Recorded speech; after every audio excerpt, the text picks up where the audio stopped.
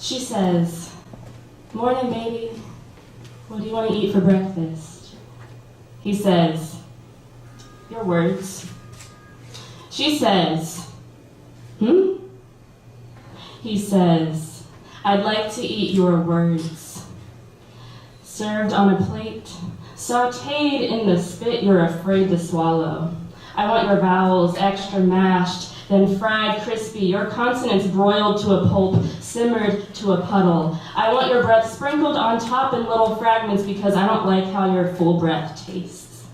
I could eat your words with your breath, inhales on the right, exhales on the left. Leave your words slightly undercooked because I like to watch them bleed. I like to watch your letters slowly bleed out from your words, just like I like watching them attempt to cling on to each other as your words begin to cry. I like to watch their heartbeats slowly atrophy to the rhythm of my chomps until they become another statistic of the alphabet system.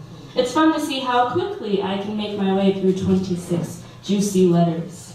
For dessert, could you make me some of your famous mumble pie? I like how you bake the crust in shame flour, the yolk of your words that you wanted to say, and the milk of your tears. Please cook them at least 450 degrees Fahrenheit, because I hear the heat will cook the words to a silence, burn them from the inside out so they won't be heard. But please fill the pie with all the words you notoriously say, the ones doused in sugar, filled with cream, glazed in honey. Coat them in a sweetness so tantalizing that all the blood will rush from my head down to my stomach so that if they do scream, there won't be no blood left in my ears or brain to hear them or care.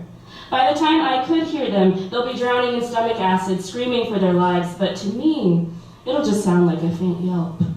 And finally, I will look up from the dinner table to ask, "What was that?" To which you'll reply, "Oh, nothing."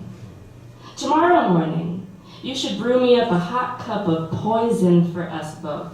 One for me because I deserve it, and one for you so you don't look suspicious. Stir it with the wand that is your tongue, your rage. Brew it over a fire that is your stomach, filled to the brim with words swallowed in the name of fear. Pour it slowly into a cup crafted from your patience. The wrath of your words will rise from the cup in a serpent-like aroma, dancing in front of my drool-covered chin.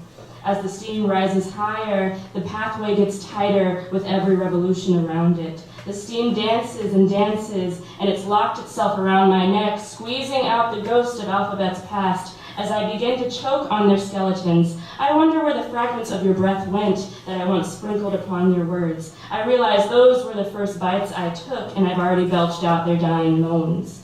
A slightly satisfactory burp, but mostly painful. As I gag on the words that got away, the steam pulls in tighter until I'm blue in the face, a sensation you've never known. The moment I think the steam might just kill me whole, it loosens its grip. It directs my face downward towards your cup of brew, and now I must take a sip. Your brew is so scalding hot that it burns my tongue, all the way off.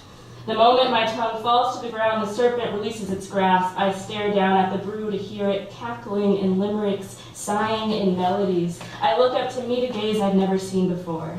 Yours, and it shouts in a full sentence. After a long sip of your beverage, I see your tongue has grown back, or should I say, crawled from the floor and back into your mouth. You sip, swallow, exhale, inhale. You ask, would you like some sugar with that? Thank you.